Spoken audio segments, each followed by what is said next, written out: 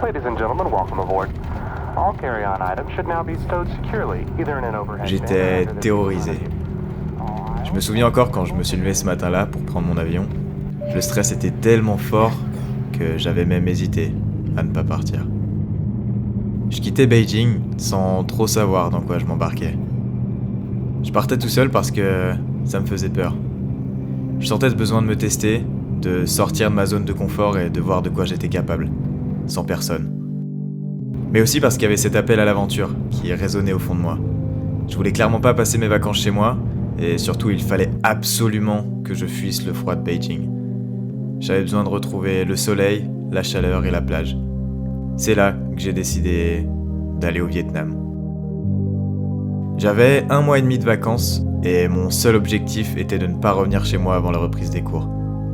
Le plan de base, c'était de partir de Beijing, où je faisais mes études, passer quelques jours à Shanghai puis Hong Kong avant d'atterrir à Hanoï, au Vietnam, où je comptais traverser le pays jusqu'à Ho Chi Minh, où je devais y retrouver mon père, pour enfin rejoindre mes potes de Beijing, à Khao Lak, en Thaïlande. Et c'est un peu tout ce que j'avais niveau plan. Première destination, Shanghai, où il a fait que pleuvoir pendant 3 jours, donc j'en ai profité pour bosser un peu et aller au cinéma. 13 janvier, j'étais en route pour 3 jours à Hong Kong, une ville incroyable avec son atmosphère unique, ses palmiers, son bruit et ses immenses buildings. Malheureusement, je suis tombé super malade à ce moment-là, du coup j'ai clairement pas fait grand-chose, mais je reviendrai à Hong Kong, promis. Et enfin, le plus gros de mon trip, le Vietnam. J'ai atterri à Hanoï, avec son temps gris, son bruit, sa pollution et son indescriptible bordel sur la route. Je me suis clairement pas éternisé, j'ai loué mon scoot et en moins de 2, j'étais sur la route, direction le sud, la chaleur et le soleil, Ho Chi Minh.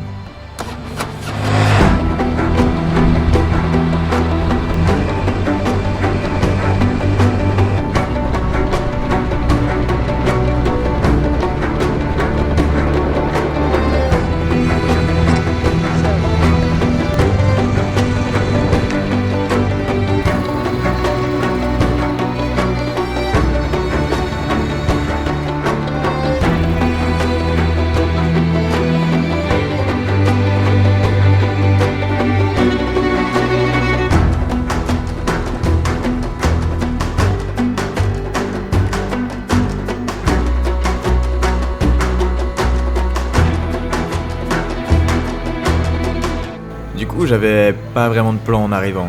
Tout ce que je savais, c'est que je voulais me rendre à Ho Chi Minh en moto, en passant par des petites routes de montagne pour ensuite continuer sur la côte et profiter des plages. Et tout ça, tout en s'arrêtant à des spots assez cool, pour y passer de 1 à plusieurs nuits. Mais du coup, j'ai surtout tracé pendant 2 jours, pour me sortir de la ville. Pour arriver dans un petit coin de paradis, perdu, au milieu de nulle part. Accessible seulement par un petit chemin de terre. Ok, ça y est, je dirais bien que je suis arrivé. Le Jiao Lao Eco Lodge. Du coup, c'est là où je vais passer la nuit. Juste en face d'un petit lac. Avec un autre morceau juste de l'autre côté. Et franchement, c'est ultra stylé.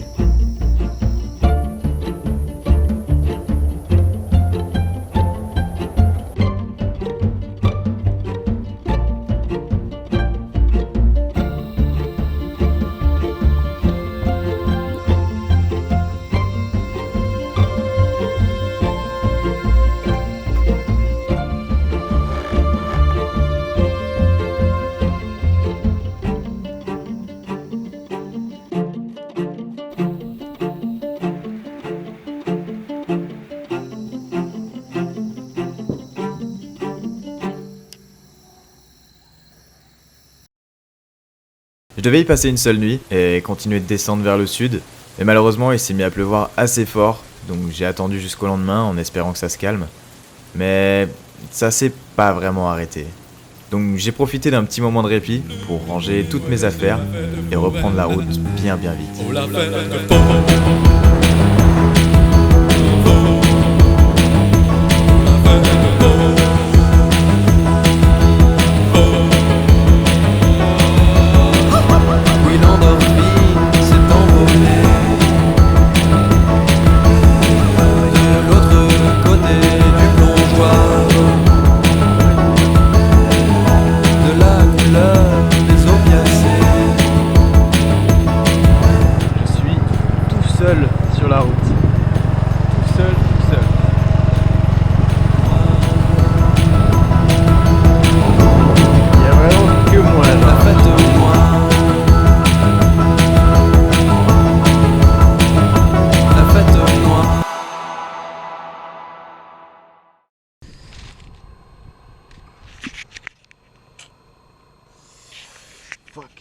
Ouais, bon.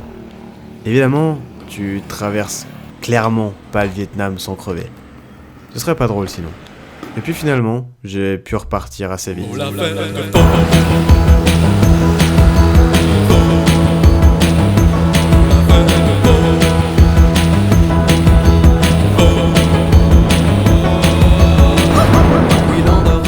Oufissime! Paysage, regardez ça! De l'autre côté du plongeoir, de la couleur des opiacés, d'une fête foraine devenue noire. La fête noire. J'arrivais du côté de Phong Nha, et d'habitude je dois avouer que je suis vraiment pas fan des attractions touristiques. Mais la région est connue pour ses magnifiques caves naturelles. Donc je me suis laissé tenter et honnêtement, j'ai franchement pas été déçu. Alors bienvenue dans la grotte du paradis.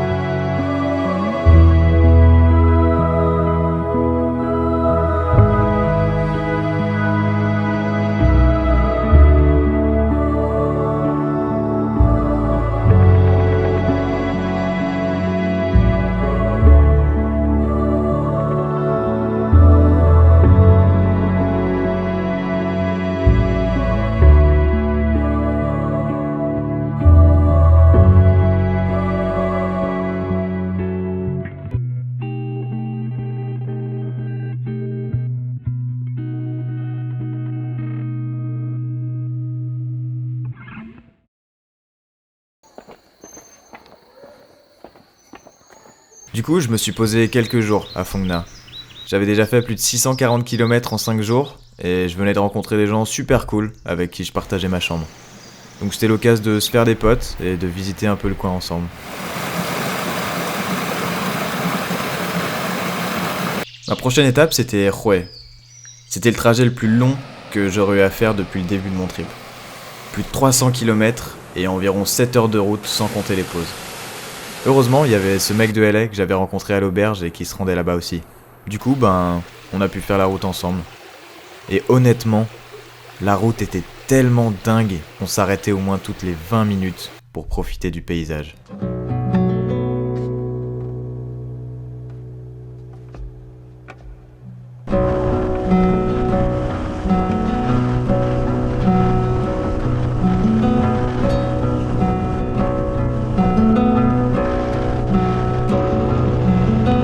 Step in front of a runaway train,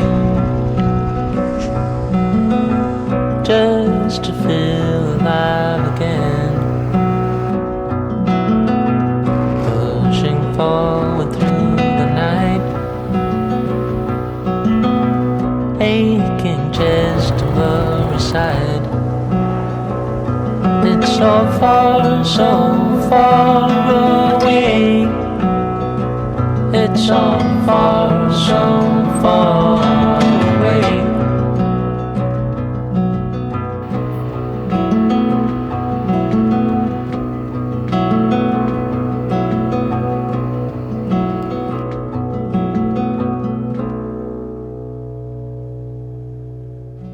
Une des premières choses que j'ai repérées quand j'ai checké ce qu'il y avait à faire près de Hue, c'est ce parc aquatique abandonné. Et en me connaissant, je pouvais clairement pas passer à côté de ça.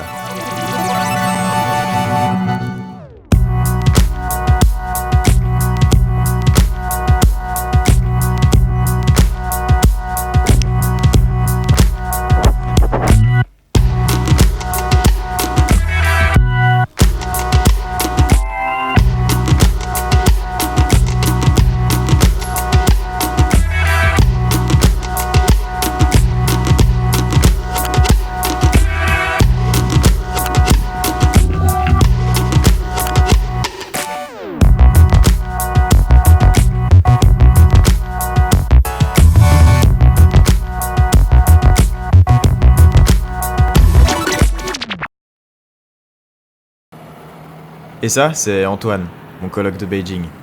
Il était venu me rejoindre à mi-chemin, à Da Nang, avec une de ses amies, Lucrèce, pour qu'on puisse faire le reste de la route ensemble. Et pour les rejoindre, du coup, je suis passé par le célèbre et inévitable Ivan Pass.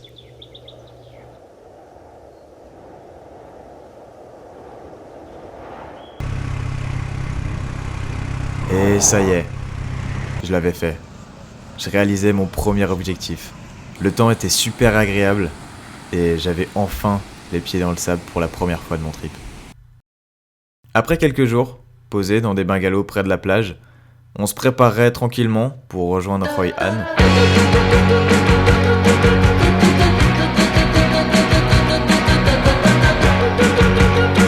Et à peine une demi-heure après le départ,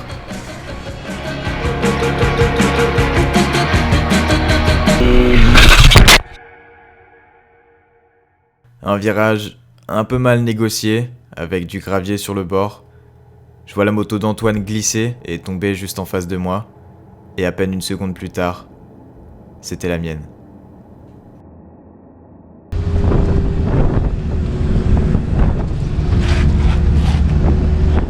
Ok, on vient tous les deux de tomber avec Antoine, assez mal. Du coup, on se retrouve à l'arrière d'un camion de Vietnamiens avec nos 2 scouts. Évidemment, on était trop mal en point pour reprendre les scouts. Moi, j'avais les mains complètement éclatées et Antoine pouvait à peine marcher. Donc on est resté sur le bord de la route pour essayer de demander de l'aide. Et au bout d'un petit quart d'heure, une petite camionnette s'arrête et propose de nous charger, nous et nos scouts, à l'arrière et de nous déposer dans la ville la plus proche pour qu'on puisse se soigner. Du coup, on s'est posé là quelques jours, dans le seul hôtel de la ville. 3 jours plus tard, on était enfin prêts à reprendre la route, bien déterminés à retrouver la mer et la plage.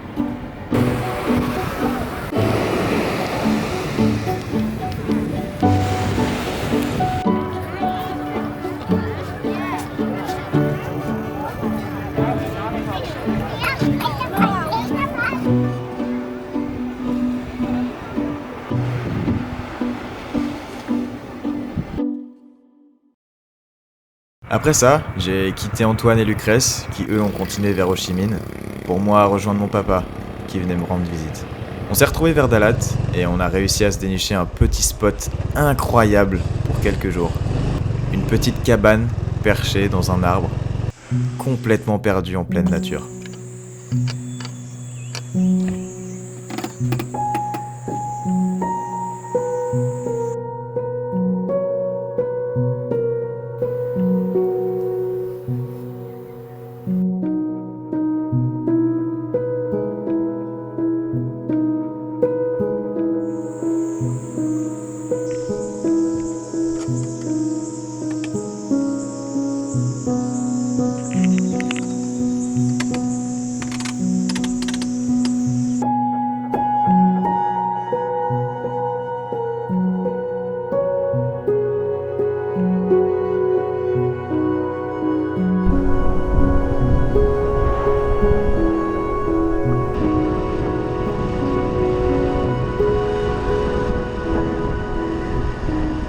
Et ça y est, on venait d'arriver à Ho Chi Minh.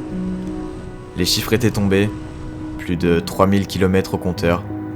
En tout, 43 jours d'itinérance, 418 fichiers et plus de 100 gigas rien qu'en vidéo. Plein de rencontres super cool et aussi beaucoup de longs moments passés juste seul avec moi-même.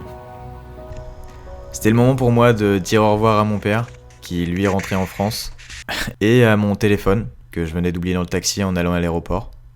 Mais surtout, de terminer ce long chapitre qu'a été le Vietnam, pour enfin entamer le dernier. J'ai rejoint Antoine et Lucrèce, qui faisaient une étape à Bangkok, pour enfin se rendre à notre dernière destination, Memories Beach, à Khao Lak, en Thaïlande. Pour cette dernière semaine, on devait retrouver Sam et Victor, qui sont aussi 2 super potes de Beijing, se poser dans des petits bungalows en face de la mer, surfer un peu, et puis juste profiter des derniers jours qui nous restaient.